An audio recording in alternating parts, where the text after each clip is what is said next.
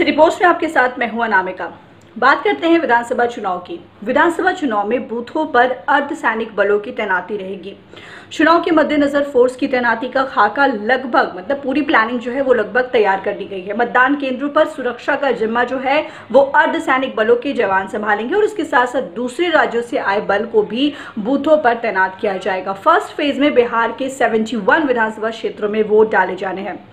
28 अक्टूबर को होने वाले चुनाव में कई इलाके जो हैं वो नक्सल प्रभावित हैं, लिहाजा सुरक्षा के दृष्टिकोण से ये चरण सबसे ज्यादा सेंसिटिव यानी कि संवेदनशील है।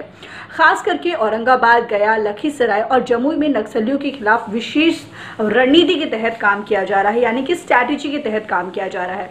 अर्धसैनिक बलों और राज्य की विशेष पुलिस बल की लगभग 1100 कंपनियां बिहार पहुंच चुकी हैं।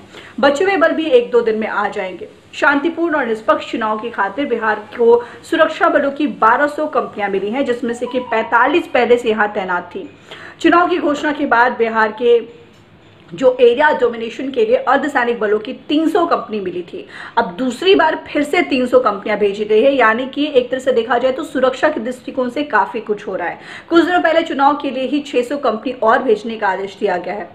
शुरुआत के 2 फेज यानी कि 2 चरणों में आई फोर्स को विभिन्न जिलों में एरिया डोमिनेशन के काम में लगाया गया है। वहीं अब जो फोर्स बिहार आ रही है उन्हें मतदान वाले क्षेत्रों में भेजा जा रहा है।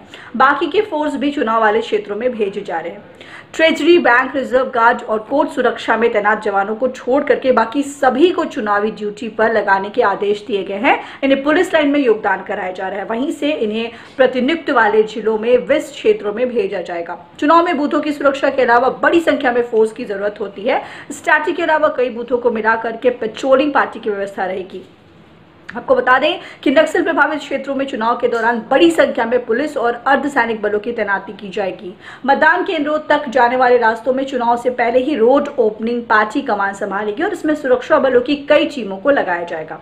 नक्सल प्रभावित इलाकों में स्थित बूथों पर बड़ी संख्या में सशस्त्र जो सुरक्षा कर्मी हैं उनकी तैनाती होगी। तो सुरक्षा के दृष्टिकोण से पूरे तरीके से सेफ्टी को पहले ध्यान में रखा जा रहा है। फिलहाल इस खबर में इतना ही। अनामिका को दीजिए इजाजत।